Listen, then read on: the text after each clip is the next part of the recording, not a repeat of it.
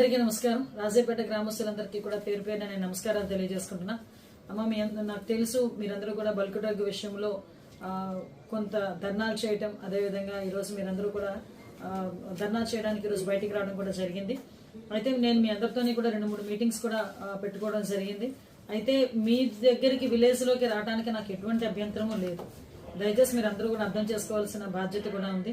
ఎందుకంటే మీరందరూ గెలిచి ఈ రోజు నేను ఒక హోమ్ మినిస్టర్ పొజిషన్ లో మీరందరూ కూర్చోబెడితే నేను కూర్చోగలిగాను. ఈరోజు మీ అందరూ ఓట్లు వేసి గెలిపించి గౌరవ ముఖ్యమంత్రి గారు పవన్ కళ్యాణ్ గారు కలిపి ఈ రోజు నన్ను ఇక్కడ కూర్చోబెట్టారు. కాకపోతే మీ అందరి దగ్గరికి రావడానికి నాకు ఎటువంటి అభ్యంతరము లేదు. కేవలం అసెంబ్లీ సమావేశాలు జరుగుతున్న కారణంగా మాత్రమే నేను మీ దగ్గరికి రాలేకపోయా.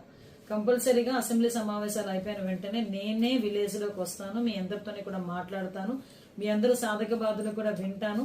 మనం అందరం కూడా ఒక కమిటీ కింద ఏర్పడి మీ తాలూకా డిమాండ్స్ ఏదైతే ఉన్నాయో ఆ డిమాండ్స్ అన్ని కూడా ప్రభుత్వం దృష్టికి తీసుకొద్దాం.